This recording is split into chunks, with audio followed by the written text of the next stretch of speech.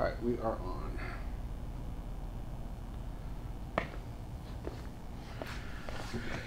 Good evening, everybody.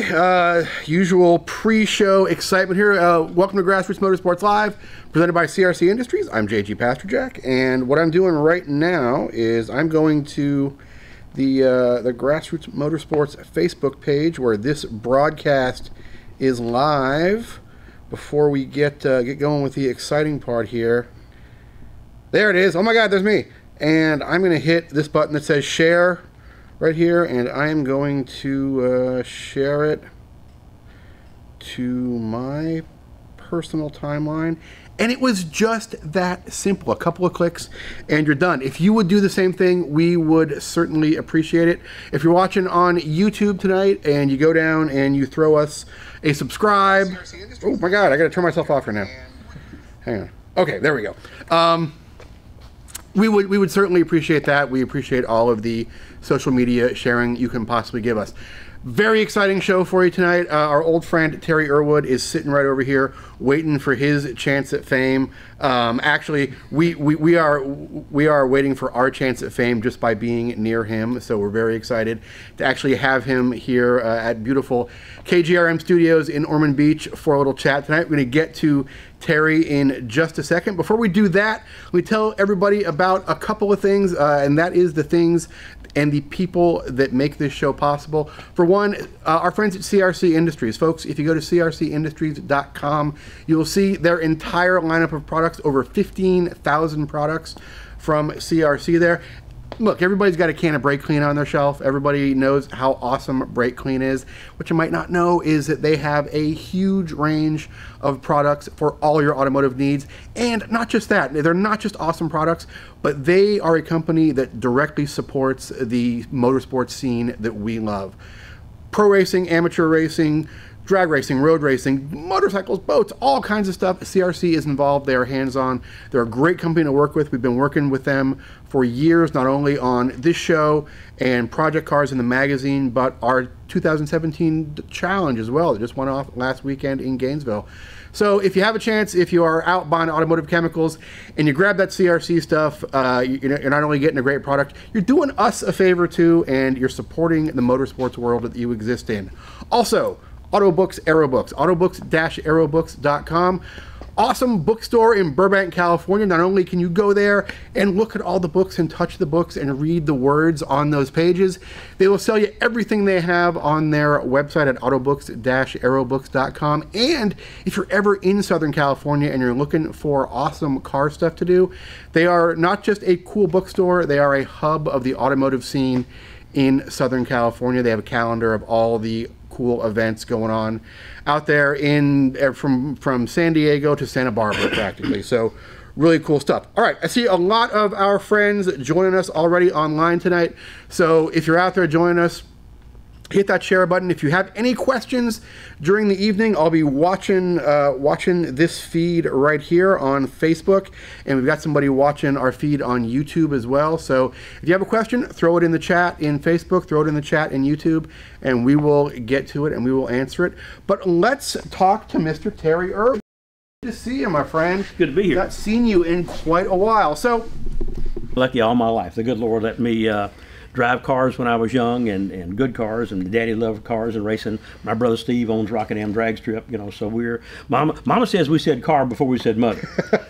Now we were 10 years old, but still that was the first word we said, and I was just lucky to be able to go drag racing and road racing, and we did some Baja, and just blessed to meet a lot of great people. And deep roots in the Florida motorsports scene too. I mean, you're a Florida native. And I know your family even before then had some deep roots in the Florida motorsports. Yeah, we've got two visas, Georgia and Florida, and yeah, Daddy's in the Sebring Hall of Fame actually, wow. Is because he and John Burns, his best friend, helped design the track we run on today, so that they could run there and not shut the airport down. Because back when it was 5.2 miles. Okay, you see, and this is what we're going to have to watch tonight. You just said your dad helped design Sebring as though you were like giving me directions to the 7-Eleven. Like that's a big deal. That is what is one of the premier tracks in the world. Like growing up, when did that sink in that like, oh my God, my family is responsible for you know, not just this huge piece of Florida motorsports, but this huge piece of motorsports in the world.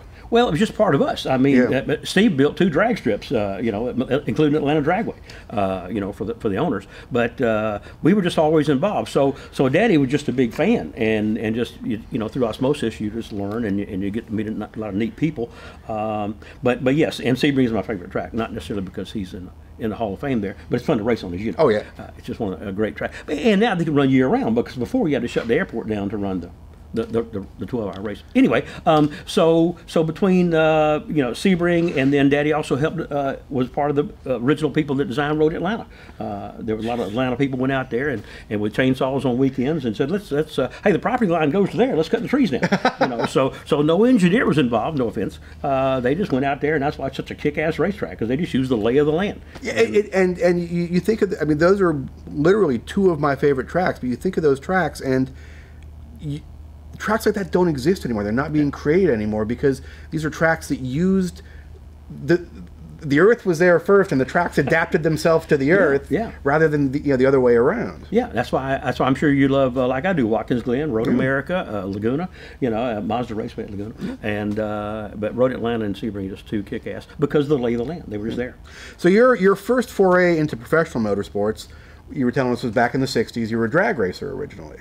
Yeah, we actually drag raced in the '70s, but it took the line of least resistance. I mean, back then you had to be 21 to go road racing, and I borrowed Daddy's Porsche one Sunday. He wasn't in town, and the Porsche Speedster. Don't get too excited. And me and my 2 best buddies went up to Fernandina drag strip, and we won a trophy with it. So wow. So I just took the line of least resistance and went drag racing. Got to hang around with some good people in Atlanta, Bill Tanner and them, and they let me wash the truck and swept the shop out, and therefore I got to go on the weekends. And then finally let me drive. So I was just lucky to be in the right place at the right time. And that was your career for many years. Yeah, that's all we did. I was adding up the other day that next year will be my 50th year that all I've done is drag race or road race or coach or officiate. You know, so I've been blessed to not have to wear a tie for. So tell us a little bit about, you were in your early 20s and drag racing for a living. And I would imagine, you know, this was several times a week. I mean, you couldn't really make a living off drag racing just doing it once in a while. What was it? It almost sounds like being in a band or something and being constantly on tour. Yeah. It was. Well, back then we could race Friday night, Saturday night, and Sunday. So we had 3 places we could race on a weekend, and made enough money to support the car and us. Later, when I started driving for Steve Bagwell, he paid for everything anyway, so we didn't have to win. But we still ran 42 weekends a year for 7 years. So what was your first exposure to road racing or to that world? Well, Daddy was a big sports car fan. Matter of fact, Jim Downing, his family had the biggest sports car shop there in Atlanta, downtown Atlanta for years, and Daddy bought several sports cars from them. Right under the highway there, right? Yeah, right downtown, within sight of the Varsity, my favorite restaurant. Well, for lunch, the Waffle House is breakfast. But anyway, my nutritionist puts me on that. So Daddy went road racing through Uncle Billy Cook, and we got to run. So we went road race. But back then in the state of Florida, there were all these abandoned airports that the Air Force had built for the World War II. So there were some places to race on the weekends and with Daddy. But like I say, you had to be 21. So I wanted to go that way. I wanted to road race, but I couldn't wait. So when you first started, what was your first actual road course experience? What type of car? You remember? Well, yeah, it was raining in Dunellen, Florida, and they let the spectators take the cars out. And Pete Harrison's parents had a 1957 Buick Roadmaster 75, nice. Longer than this garage, and they let me, with them in it, take them around this road racetrack. So that was my first experience at age 14 or 15 in Dunellen, Florida. But actually, road racing itself, I taught school at Road Atlanta for the Whittington brothers, and they wanted me to had some buddies that wanted to go road racing, so we had a bunch of old Datsuns, and we hired Doc Bundy, because Doc had done the Skip Barber School, and Doc was doing some road racing, so we hired Doc to help me. I was doing the skid pad and autocross, and then he would do the road course stuff, and through Doc actually I learned how to turn left and right, semi-officially. Did you take to it right away? Like, was it you probably always wanted to do it, and then when you finally started doing it, it was like, okay, this is what I've been waiting for. This is The principles were always there, and back when Daddy came back to Opelika, Alabama in 1958 to tell us about how great this track called Sebring was, and how lightweight the cars were, and they turned in and they apexed and they exited, and I go, wow. So I went out and got my bicycle and took the fenders off and took the seat off, put the seat back on pretty quick, but so we made lightweight bicycles, and we started doing apexes and that at age 8, just trying to, wanted to go that way. So you've been involved in several sort of eras of racing. I think the first time you and I actually met was probably 86 or 87, and so I was still in high school. This is before I was even in this life. I was just a fan. Went down to Sebring for a Firehawk race down there. I think you were driving for the Rossi brothers, maybe. And I'd always been growing up a car fan and a road race fan, and I kind of knew about Firehawk. That was the first time I saw it, and I just thought, okay, this is awesome. These are guys having fun, having a good time, and you and I talked, and it confirmed everything that I suspected about what was going on there. Was just that this is a bunch of guys having a really, really good time. That always seemed like, and maybe it's just my nostalgia getting the best of me, but that seemed like a really neat era in motorsports, that Firehawk era. There were huge fields, there was great competition, and there was a lot of names that are still around today. Was that as cool as it looked? It was cooler than that. It literally gave a lot of people a chance to get in a race car that would normally not be able to do that, because they were all endurance races, so you needed 2 or 3 people to drive the car. We had a lot of 6-hour, 12-hour, 24-hour races, and that's how I met Dorsey Schrader. I mean, we needed another driver in St. Louis, so I said, as a kid teaching school there named Dorsey, and so they hired Dorsey, started driving with us at that time. But Andy Pilgrim, and just name somebody. We're all raced back then in the old Firehawk days. The cars were reasonable, and because they were showroom stock cars like this Mazda behind us, you just took out some of the seats and put in a roll bar. Now, that being said, our cars were body in white, right? The handmade cars, but and we won a lot.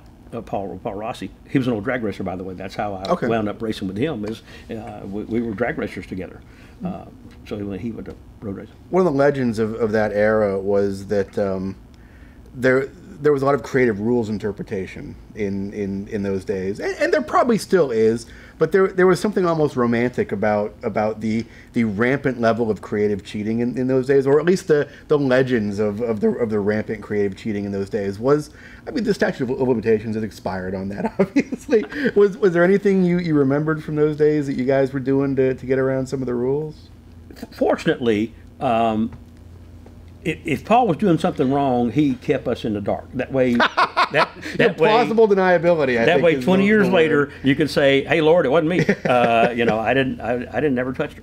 But you heard a lot of stuff, and especially the guys that were losing, they were going, "Oh yeah, he's got a big motor and this, that, and the other," And the guys that ran turbos, and when we got the Talons, we had some turbos. The other turbos you could do a little work with, I understand. But now we never had the magic wire that they talked about, or turn the fan on the 3rd speed, and all of a sudden, we never had any of that. But I heard a lot about it. Because Tech took a good look at us. We won a lot of races. Well, I'm the winningest driver in the series, and praise the Lord. But I had good co-drivers with Garth Olam and Dorsey, and just so many good people. But there was a lot. But no, that Tech was back then pretty good. We won. We ran a 24-hour race at Mosport, and back then, by that time, I was in a Honda with John Green, Mark Hines' car, and it was a 24-hour race. And when the Firebirds would come in and get fuel when we did. Well, we're a little Honda. We get 14 times the gas mileage they do. So even Ray Charles could see that there's something wrong with the Firebirds. So sure enough, when they won, and of course we were in the 4th class. We were down in a little bitty class. So when they all came in, and the first thing Mark Raffoff and those guys did, drop your gas tanks, boys, and let's get them 40-gallon tanks out of there. And so they threw them all out. Well, by the time they threw them out, we wound up winning overall. Oh wow! By that time, they got my watch and the champagne and the trophy. So I'm sitting there getting, standing there having to spray Coca-Cola on everybody. But at least we did win overall. But yeah, that was pretty blatant. The local sheriff. Back then, there was no police pursuit schools this side of the Mississippi River. So me and 2 real cops went to California and learned what do you teach cops. And we came back and built a skid pad and built an autocross. And so we taught the cops here in Gainesville, Letcher County. And then I went up and set the Georgia State Patrol School up there. So I love teaching. I really enjoyed doing that. But they were going to hire me to teach at Road Atlanta in 1973, and that very 2 days later, I won the U.S. Nationals in Indianapolis, and I go, well, I think I'll stay drag racing for a day or two. You know, I mean that's like the Super Bowl. Yeah. So I stayed drag racing. And actually, Jack Baldwin wound up teaching State Patrol. Yeah, I didn't know. I knew Jack from drag racing back then, but he went up and taught that. So when the Whittingtons brought Road Atlanta, they wanted a full-time instructor, and about that time, Daddy had discovered houseboats in Lake Lanier, and there were people. I got there one Sunday. We raced every Sunday for 42, and I got there one Sunday accidentally, and we're sitting around drinking beer, and there's little girls in bikinis and stuff, and I go, you know, I haven't seen anybody change the transmission or put a piston in a car in a couple hours, and they go, no, we do this every Sunday. I go, I think I'll take a job at Road Atlanta and maybe not have to change pistons every 30 minutes. So I sort of backed into that deal and taught for the Whittingtons for a while. And then Skip Barber came to town in '84, and he said, if you ever want to join the circus, you know, here's my card. So I did. So I joined Skip in '84 and never looked back. And you were there to the end, right? Yeah, to the bitter end, which it's under auction right now. Yeah. Yeah. So and that's what. Yeah, I've got almost half my life there. We enjoy it. We had some of the greatest guys in the world teaching, and still do. Matter of fact, we've got a new school called Level Up Racing, and Jim Pace, Peter Stoltz, Keith Watts, and Steve DeBrecht are part of that. So we got some of the best Skippy instructors in the new school. But not only were we blessed with the best instructors, because a lot of guys like Jim Pace, he was in his 4th year of medical college when he came to school on vacation and never went back. We just had some awesome folks with us, and then we got to teach some awesome folks. Like a third of the Indy 500 field for the last 20 years have been Skip Barber graduates. So it's great to go to any race. And today I still go, obviously, Trans Am, but you go to IndyCar anywhere, and you see so many of our former instructors, students, and mechanics. So you mentioned Level Up, which is the the new school you're involved with, and you guys have taken the cream of the crop of the Skip instructors. And I'm sure you're working on curriculum, but you also do driver development with Trans Am. So when you're going into a fresh situation like this, how do you sort of start to pick and choose? Okay, here's good stuff I've learned in the past. Here's some stuff I don't want to focus on.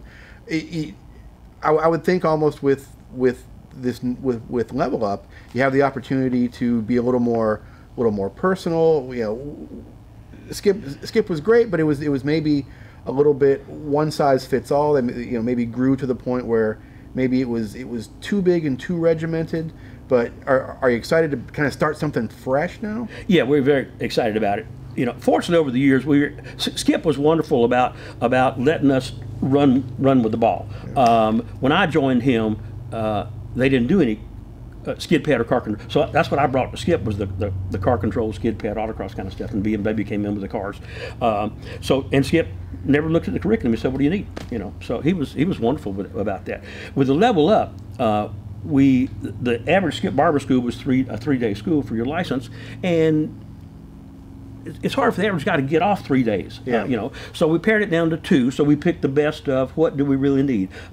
Between the 5 of us, we've got 180 years of instructing. I've got 110 of them, and therefore we took the best of the world that's been developing for 47 years, and we picked that. What do we really need for a guy to be able to get in a car for 2 days? So therefore, we keep the schools small, keep them down to maximum of 12 instead of the 24 or 30 that Skip had gone to. That way, you talked about being personal, able to give a lot of people a lot of one-on-one, a buttload of seat time, and the information they need to go racing. Okay, so tell me about that information from a student's perspective. I've been to a few different driving schools, and I've liked them, but on the way home, you're always thinking, okay, what could I have done better as a student to have gotten more out of this, or to so. Driving schools are not cheap. Even a cheap driving school is not. It's a real investment. But as a student, what can you do to go into that situation and know that you're going to get your money's worth?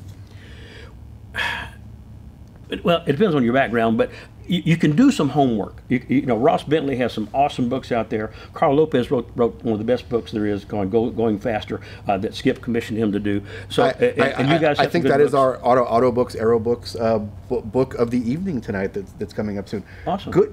Awesome. This guy over here. Huh? Awesome. Yeah, so you can do your homework. You literally, the only thing I ever studied for was an eye exam. You can go online and get the eye chart. Yeah, and I did that because I didn't want to wear glasses in the race car, but you can anyway. And I studied for my driver's test. Yeah, so you can do some homework there. You can do some homework today with all the simulators that are out there. You could actually look at that track probably and get some information as to where you think you need to go, and so to be sort of forearmed or forewarned when you get there. Now that being said, even without that background, we're going to give you enough information to decide where you want to go from there. Most all good guys still have a coach. Yeah. Most all good golfers still have a coach. So the guy's going to be competitive. He's still got him a coach somewhere, and that's what a lot of us do these days is private coach. But we can give you the basics. Then you got to decide how you want to do it. Obviously, with Skip Barber, we had the race series, so it was so easy for a guy to come back. Transition. And of course, don't have that right now. Yeah. So you mentioned simulators and data and all the stuff that we have access to now that you didn't have access to back when you were starting. Is it better today that we have all this stuff? Is there too much information? I mean, the techniques and the skills haven't changed, but our knowledge of them has changed. But are we properly applying that new knowledge to those same old skills? You can't know enough. But I'll never forget the first time I went to Watkins Glen, and Mike Zemicki had drawn me a map. Hey, when you get to this patch, turn right. At the top of the hill, turn left. And I didn't know at the top of the hill if it turned left or right. You know, so I went out there floundering around with my notes, you know, like texting, trying to figure out, you know. And I realized, let me just go drive this track for a minute and see where I'm going before I come back and look at these little notes. And I went behind a 944 who was loster than I was, you know, so I wasted that whole session. Today with the simulators, you know that, the top of the hill turns right, you know. So yeah, to me, they really give the guys a leg up. Yeah. How about data? Do you have any data packages you like, or if you're doing data downloads with students, what particular things are you looking at as you're trying to help them develop? Well, I'm going to give you two answers to that. The first answer is, yeah, Jim Pace does an awesome job with the data because he can sit there and look at and see what you're doing. But you got to have a baseline. Somebody's got to go out there and set that base lap. Being 2/3 colorblind, I can't tell the green line from the red line, so I don't know if it's you or Jim Pace in the car. My redneck data is I ride right seat with my guys. So you know, in my private coaching stuff, to give you instant feedback. But there's no substitute for that. We just look at then you can step it up. The problem is, how do you step that up? And that's what a good coach has to do. He has to come back and tell you what to look for, and then how do you sneak up that 15 miles an hour? You just all of a sudden not brake for that last corner, or you just go flat out? No, you have to sneak up to that so you don't hurt yourself. So one thing that you guys do, and I know in Level Up you do quite a bit, is not necessarily the right seat coaching, but you guys do a lot of trackside coaching as well, which is I think something that, you know, of course, there have been some tragedies in the last couple of years with people in the right seat, and the whole definition of who is a driving instructor has gotten loosened up quite a bit over the last couple of years. What are you bringing to the table doing trackside coaching that you think is advantageous? Well, we all grew up with that through Skip. You know, where we even take the students out to watch, so that. I mean, if I've got the group with me, half the guys are racing, half the guys are standing here, and then we swap. So if I've got the group and commentating, I don't get to take a lot of notes on that because I'm telling you what he's doing right or wrong until the point they become involved and say, oh, he did brake too late, didn't he? Or that downshift was too late. The car twitched when he turned it in. So they learn by just commentary, and then they go get in the car and apply that. Then we get the other group back there. if the group's not with us, then we take notes that, hey, in Canada Corner, for instance, we just got through Road America. In Canada Corner, think you can brake about a car length later, but get your eyes in sooner. You actually turn later than you need to. And that, the first time I ever went through turn 5 at Road Atlanta correctly was after some trackside coaching by you with an MX5 Cup I ran. I had never really done that before, and it was, I think, almost for me better than having somebody in the right seat who's just over there kind of yelling and showing you how smart they are sometimes. But it was nice having somebody to be able to say, okay, here's where you were on track. I saw that your right side wheels were 1.5 feet too far to the left, and you actually see that. But I would think there is a case for being in the right seat at times. So if you're gonna be in the right seat, what are you looking for from that perspective? Well, and again, I've got to be careful here because so many guys are anti-right seat these days, and I understand that. But I'm headed to Exeter Sebring tomorrow. I'm going to coach out for a couple of days. So in the right seat, number one, I have Howard, my regular guy. I have my own speedometer over there, so I know everywhere we are every second. So that when I'm working with Howard in say turn 1 at Sebring, and we turn it in, and as we leave there, I go, Howard, you were down to 78, and we've been turning it in at 80. And he goes, yeah, I think I felt that. And the next time he'll take, what 80 was it? I go, no, what? So it makes him start thinking himself. I don't want him looking at the speedometer in the corner, but I want him feeling that number. So by giving him those numbers, I know what speed we're carrying, and he knows what speed we're carrying. And then the biggest thing is, okay, now what the exit speed? Now anybody can do that. If that's what you're looking for anyway in the race car. So if you're not looking at your speedometer leaving the corner, then you don't know if you're getting better or not. That's your instant redneck data is that speedometer. I live by it. So, obviously, there's advantages to both. I don't want to get you in trouble here, but we did mention that the definition of driving instructor has been loosened up quite a bit in recent years. On one hand, it's great because there are people that are having access to racetracks that never had access to racetracks. It's so much easier to get on track these days. But there's probably a lot of people instructing that shouldn't be. So if you want to pursue that path, if you want to be somebody who is helping feed people into the sport and helping them increase their skills, how do you increase your own skill to be? How do you qualify yourself to be an instructor? What do you think the minimum qualifications would be for somebody like that? Fortunately, right now, there are a couple of groups out there, like Ross Bentley's group, that are certifying instructors. So I have not been through the program yet. I intend to, Ross. And there are steps, the written step test, as to what makes you a good instructor. Prior to that, it's, if you've done pretty well with your car for a few weekends, and by the way, we need you in the right seats, and we'll give you some free seat time. And there's nothing wrong with that. And there's some great guys out there that are doing that. Mark Hicks and those guys have an awesome program, and the PBOC people do.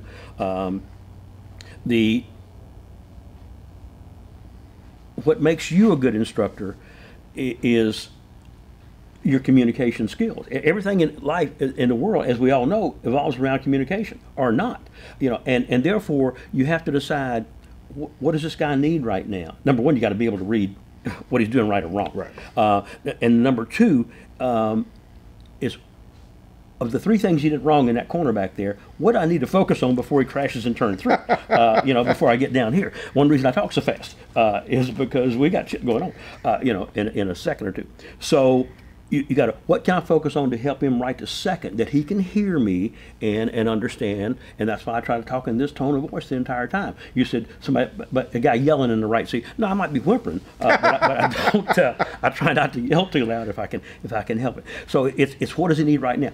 And then, as you come back to that corner, just like if you were in your own race car, before we get in turn 5 at Road Atlanta, we're talking about, all right, now last time we were a little early here, remember, so let's break a little bit earlier so that we can get the car calmer to turn it in squarer for turn 5.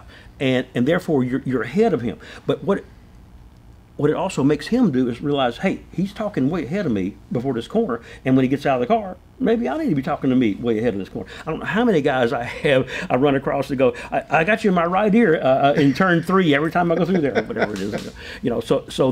So you've got to you can't just keep him alive corner to corner. You've got to be helping him and coaching, literally coaching him, and be ahead of him a little bit. Proactive. Got to be proactive. One of the funniest things, we used to do a gong school about once every 2 years in Sebring, where we have a bunch of guys like David Murray and Lance Stewart, and even Robbie Gordon came to it, where we hired instructors.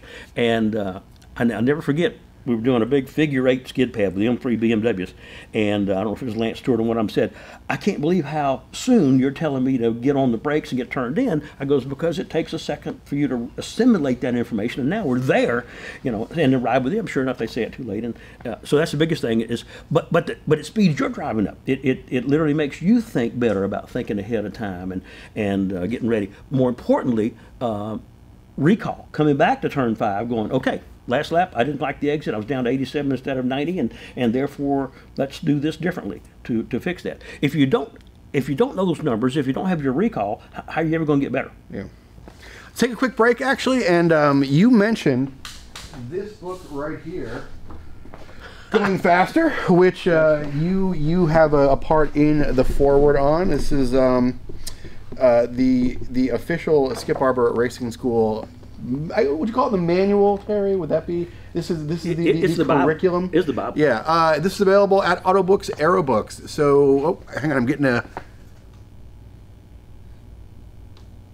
a message over here that everything's going wrong. I think we're fine. We're fine. If we go off, David will tell me.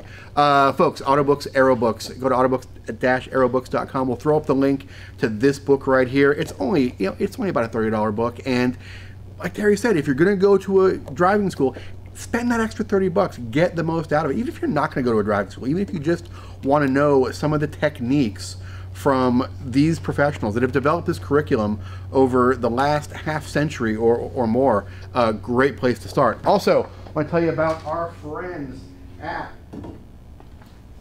CRC Industries. We have been fans of CRC long before they were supporting this show. There's a big shelf of CRC stuff back there. That shelf's always been there. We didn't just put that shelf there for the show. We straightened it up a little bit for the show and kind of put all the same products in a line. But that stuff has always been in our shops because it's good stuff, because we like it. We actually, before every show, when we're using our Steadicam, we throw a little bit of power lube on it. We cleaned off our whiteboard with CRC power lube tonight. It's multi-purpose. And we always use their display cleaner for cleaning all of our LCD screens and all of our lenses and all whatnot. And we use brake clean for literally cleaning everything else in the house, from the dishes to we're washing the parrots with it. It's crazy. But if you are out looking for automotive chemicals, reach for CRC stuff. Not only are you getting a fine chemical, this is making pleasant noises over here.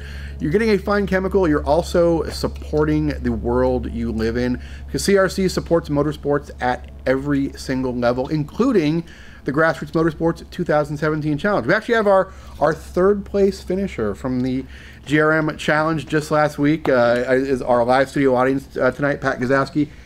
Go back and check out all of our like 6 or 7 hours of live coverage we had on the challenge, and you'll see Pat and his 12-second Z car on 7 cylinders, running drag passes and autocross, and he's hanging out in Florida and was nice enough to come drop by and watch this mess tonight. And I hope it's as exciting as you were expecting it to be. Oh, it's a blast. Okay.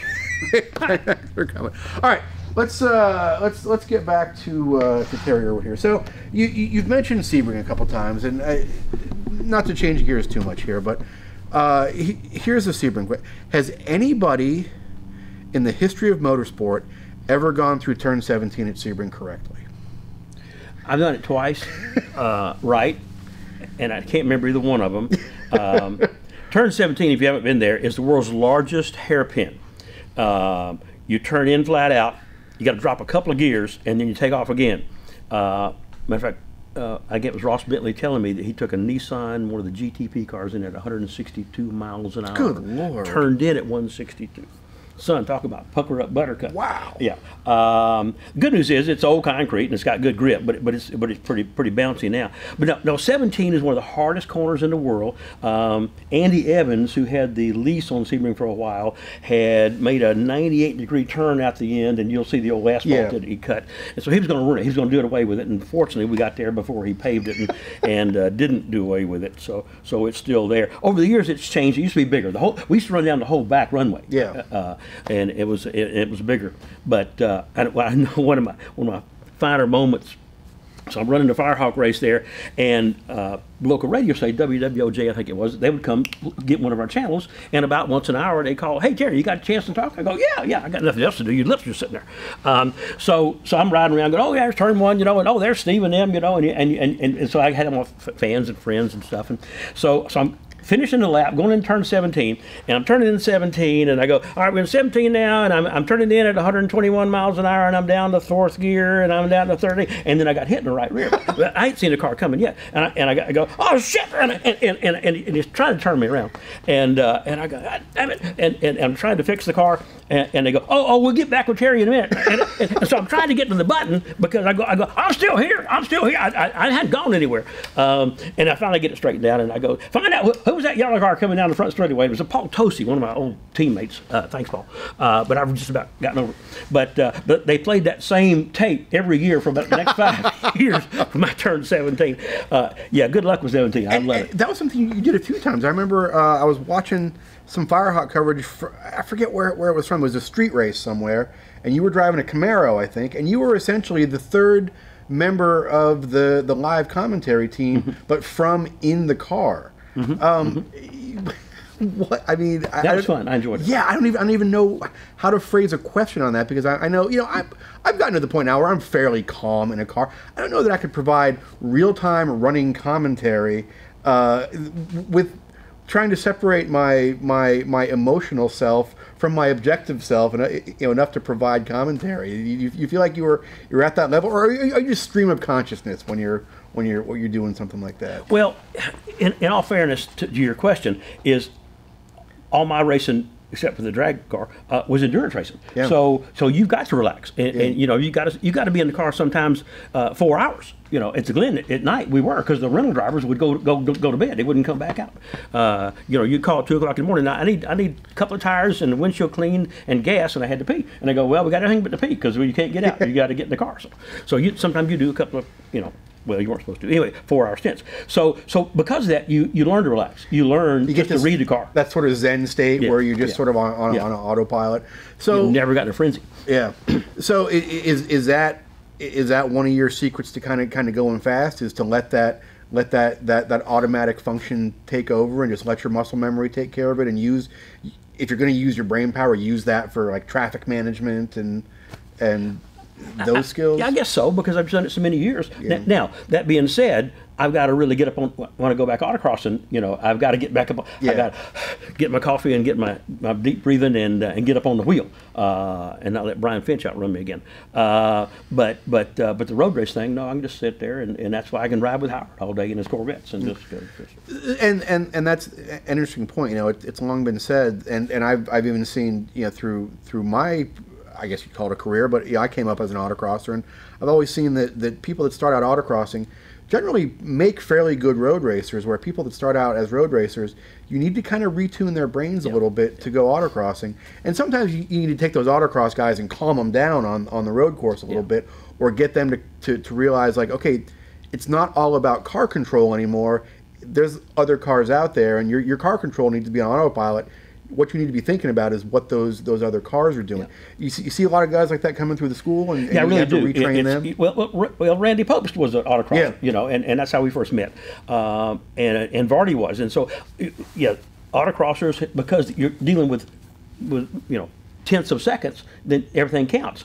With the road course guys they got a whole straightaway to take a deep breath and think about it. So it's hard for them to come beat us autocrossing. But that being said, the autocrossers, like the karters, we get a lot of kart kids coming in that are awesome car control, but they're fast and quick, and you got to calm them down. You got to slow them down.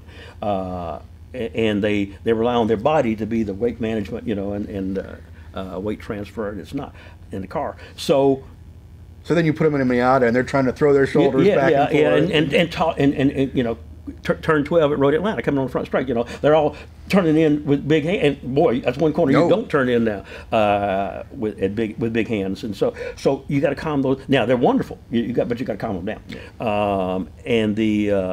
But the autocross guys, they got great car control skills and readability. But yeah, a lot of times you got to smooth them out a little bit.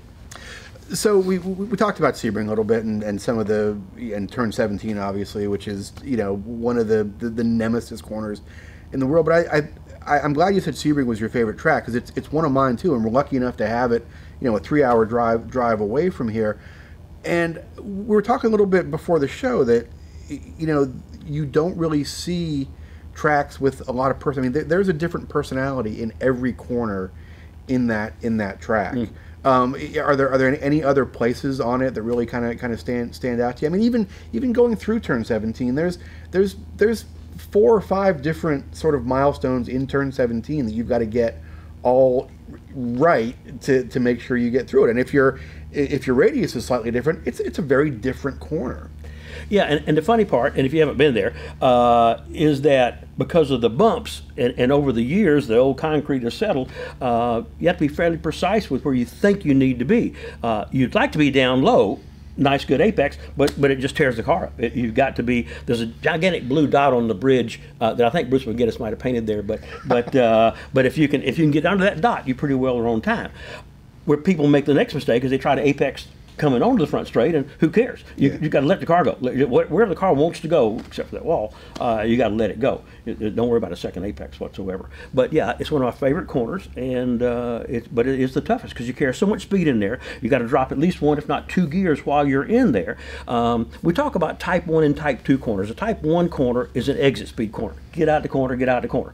A Type 2 corner is an entry speed corner. Get on in there and deal with it, and then go find the other straightaway. Well, turn 17 is both. Yeah. It literally is a Type 2 entry. Go flying in there, and then, in a minute, we got to take off and do a Type 1 exit because it's such a gigantic hairpin turn. Love the corner. Turn 1, though, is not the world's easiest because you can't see that apex. And there's a nice little bump there, and it sort of tightens up at the exit. And the exit is just, you have all this massive concrete area. You've got a big enough concrete pad to run a national championship autocross on, and a 1-lane road coming out of it over there. At the exit. And then from there down to 3, there's a little kink in the, they call it turn 2, actually it's not a turn, but there's a kink there, and my daddy and John Burns paved that, and so all those years I gave them credit for putting a little personality from turn 1 to turn 3, because it's a little bit to get the car back straight to get it shut down for turn 3.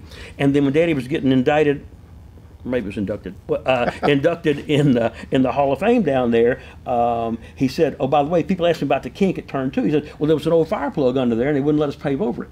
I go, damn, all these years, and I thought he had some personality put in the track, and so that's why the kink is there. Adjustment is in there. I wish he hadn't said that. No, childhood myth dispelled. But the carousel, coming up to turn 5, everybody wants to dive in there. So not only is it too early in apex, but then it drops off. It's off camber at the exit, so that just makes it wronger. A technical term, So 5 is tough. It's a very technical racetrack. So we've talked a lot about technical tracks. Make the transition for me now to technical driving. I mean, I'd imagine you guys with Level Up have the ability to teach a little bit of race strategy, teach a little bit of racecraft, or even in your private coaching, you have the opportunity to do that. When you start taking somebody who's maybe an experienced track day driver or an autocrosser and is making that transition to wheel competition, what are some of the concepts you've got to introduce to them that are not just for their safety but for their long-term success? Well, and that's a good question. Because I still run across that with the Trans Am series. If a guy didn't come through a legitimate racing school, Skip or Bondurant or Bertel Roos or the new Lucas Oil School or us, then he never heard the passing talk. He never had the perfect, what makes a good pass, what makes a bad pass. I remember my first pass ever. I got Joe Vardy riding with me at Road Atlanta going down to turn 1. We're chasing one of his customers, and he goes, get around that guy, get around that guy. So he's already turned in. He goes, I go flying. I got around him. I wound up at Atlanta Airport, but I got around it. So Vardy just taught me just get that guy behind you. Just get the guy. And then later, when I joined Skip, I go, oh, you mean there's a technical way to do this? You get up here and you got to get close to him and everything. So about once or twice a year, I do a little seminar with my series where I talk about, guys, what makes this a real pass? We just raced at New Jersey and at VIR, and down there we put cones on both sides of the racetrack, and we call those commitment cones. If your front bumper is up on the guy's A-pillar post, his windshield, by those cones, there's a good chance it's going to be your corner. You've presented yourself. But if he's already, because that's 3 feet past the turn in, if he's already bending his steering in, and now you're appearing, he doesn't know you're there because he's looking at his apex and stuff. So just passing alone, the average guy hasn't had that conversation, and we wind up with a lot of left front fenders and right rear fenders bent, And now you have this new phenomenon with the low buck racing, the Chump Car and Lemon series, and so you have a lot of people taking a little bit different path to road racing. On one hand, it's great that there's an entry-level series people can participate in, but they're lowering the bar a little bit, and these people are continuing maybe without having some of the skills. Are you starting to see some of those drivers filter into higher levels of racing? Are you seeing techniques change because of the influx of drivers with different backgrounds? Yeah, my first Chump race was at Sebring, and I got down to turn 3, which it's actually an intersection, and you turn left. And I get down there, and guys are braking and looking both ways. I go, whoa! There's people that have never been here before, and in big old V8s, and we're little Miata. So I realized I got to be. But it's more my funner races because you worked around the fact that they hadn't been here and can't drive, but they got big old V8 motors. So when can I get around this guy? And so that made it one of the most funnest 12-hour races I've ever had. I think we finished 9th overall out of 114 cars. Yeah, and so actually a lot of my buddies that professionally race do some Chump Car stuff because it's good seat time, and you get to share the ride, so it doesn't cost that much, so I'm a big fan of it, and God bless them, we only had one full course caution the whole time, and that was because a BMW spit out 48,000 gallons of oil around the entire track. I know how far a BMW go on a sump of oil. Yeah, 3.7 miles. So he did make it all the way back. He made the whole track. Good for him. Yeah. So are you seeing folks starting to come up now, not only from the Lemons and Chump world, but we've been talking to a lot of people lately that are building their careers from a background in sim racing. Our friend Brian Heitkoder ran World Challenge after coming up through Sony's Gran Turismo series. Are you starting to see people filter into real life racing from the sim world? And of course Glenn McGee in the MX-5 Cup. Yeah. And those guys make good racers. I mean, they literally, I can sit there for 3 minutes and look dumber than a stump on a sim, but those guys come in there and get in the car the first time out and do a nice job. So no, I think it's a great tool. So if I was I'm starting autocross, maybe I'm starting to do some track days. What's the proper progression of my skills? If I want to be a racer someday, what's the proper way to sort of progress my skills to make sure I don't skip anything or make sure I don't develop bad habits early on? You already have. Just having me here. Obviously, budget is going to factor in because there's no substitute for seat time, but no substitute for seat time with good coaching. Right. With so many track programs today, like we're going to be with PBOC this weekend at Sebring, with so many track days today, once you progress to the big run group where you can pass anywhere, then you can start working on racing skills. Even though we're not racing, but you still can work on the skills we're talking about. The dynamics at that point, yeah, because it's no class, so you might have some big motors and some little motors, but still, I like a little motor car working against the big guys. So you can develop your skills with a good coach in track days. Absolutely. So we're gonna start wrapping up here soon, but I want to hear a couple of horror stories or victories. What was of your whole career? Any races that stuck out to you as boy, I'll be telling somebody about this on a TV show in a garage one day. Well, you know, you ask what your finest moment is, and Yeah. obviously mine was winning Indy, the U.S. Nationals in 1973. Not only because I won, because my brother was there, and he was at the starting line, and he ran the entire quarter mile and met me at the scales, and we sat there and cried and hugged each other, and I knew that was going to be my finest moment ever, and it was. My first Firehawk win, though, behind the wheel, I'd won 2 races, but I was behind the wheel and got the checkered flag in Phoenix, and that put a tear in my eye, because seeing, you know, after a 6-hour race and you see the flag yourself behind the wheel instead of behind pit lane, that meant a lot. But there are just, the great part about this sport is you meet so many nice people like yourself, and we all have, regardless of your background, we've got one focus, and that's the car and the track and trying to help each other and trying to do better. That's one thing I missed about drag racing was, even though we only ran 9 or 10 seconds and sat around for a couple hours, but we got to sit around, and our family was there, so you bonded with everybody that was there. In road racing, you don't get to sit around that much. You're out there in the car.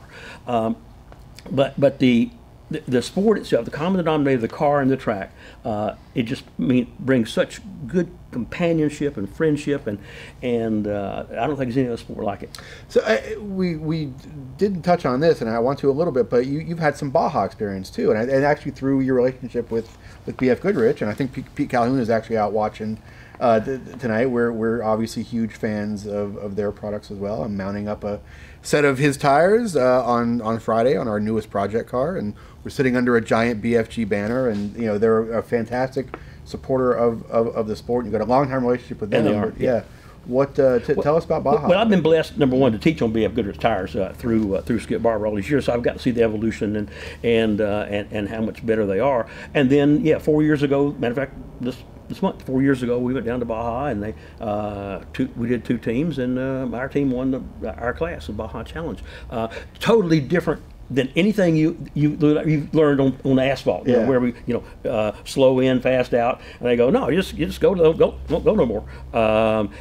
We won Baja on one set of tires. The KO2s on that truck out there, they have Baja Champion stamped on them. They stamped it on there because we won on that set of tires, and that was just phenomenal. It was just, wow. I can't describe the experience. It was a once in a lifetime experience. So you got a good question here from one of our viewers. You obviously, you've had a number of students, a number of associations with some famous folks through the years. You have any Paul Newman stories? Yeah, he's the reason I can ride right seat. Really? Swear to God. So we're doing a school for his daughter Nell. She runs a food company. When she turned 21 at Road Atlanta, and we had a bunch of old Datsuns, and Jim Fitzgerald was his best friend. So Fitzy and Newman are out in Datsuns, and they're bumping her in the back, and me and Doc are taking turns riding with her, you know. And she's pretty serious, sweet girl, serious as she could be, and they're just big kidders. So we're down to one last car, and so I give Newman our skid pad car, not realizing I got 4 ball tires on it, and it's raining, and he's spinning in turn 3 every time at road line, spins out. So he goes, Terry, I can't drive this car. I go, well, I'll get in with you. I'll show you can drive this car. And I get in it and get to turn 2 and realize, oh shit, this is a skid pad car. I said, this guy's going to kill me.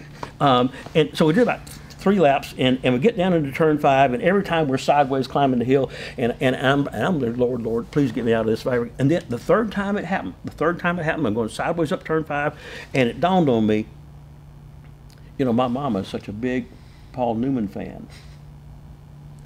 If he kills me today, as I'm pretty sure he's going to, if you knew my mama, she would brag to all her friends the rest of her life, hey, you know, Paul Newman killed my son. And I go, brother, it wouldn't take much. Yeah.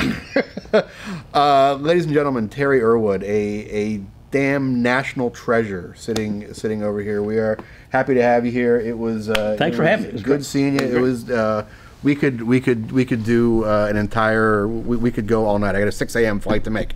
Otherwise, we could sit here all night, folks. Before we go, let me tell you a little bit about what's coming up here at GRM Live, presented by CRC Industries. We're going to have Jason Kamiza on, media darling Jason Kamiza, one of our judges from the 2017 challenge. He'll be on in the next couple weeks, do a little bit of a challenge recap with us. He was actually one of our celebrity judges there. He'll be able to talk specifically about some of the cool cars he saw. He'll give you a little bit of an outsider's perspective.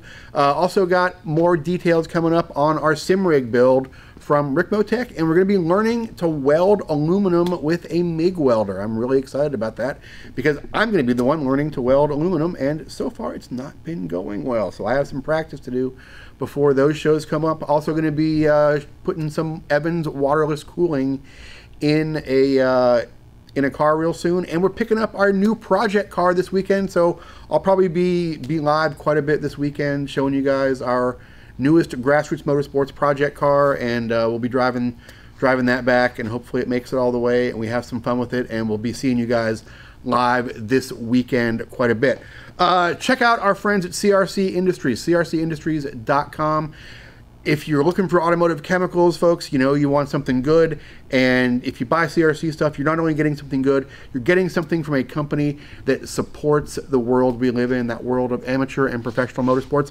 Also, check out not only the Going Faster book, but all sorts of other fantastic books, DVDs, tech manuals, photography books, history books, books on motorsports, books on cars, tech manuals, airplanes, motorcycles, boats, everything at autobooks-aerobooks.com. Our favorite bookstore in the world is in Burbank, California, and also on the internet at autobooks-aerobooks.com. And if you're in Southern California looking for awesome car stuff to do, check them out too. They have a fantastic calendar of all of the automotive related activities there, everything from San Diego to Santa Barbara. If you're looking for a cruise in or a cars and coffee or something else cool to do, Autobooks Aerobooks has it. And lots of that cool stuff to do is right there at Autobooks Aerobooks. They have book signings every week and cruise-ins of their own, so check them out there. That is it for tonight. We'll see you again next Wednesday and every Wednesday, 9 p.m. Eastern, here at Grassroots Motorsports on our Facebook and YouTube page. Check us out at grassrootsmotorsports.com. We have a great forum. We have decades of editorial up on the website there, and it's just a fun, nice place to hang out. Thanks again to Terry Earwood. I'm JG Pasterjack. Thanks to David and Chris and Pat, who's out here visiting tonight, being nice and quiet behind the camera there. We will see you again next week, everybody. Night, Mom.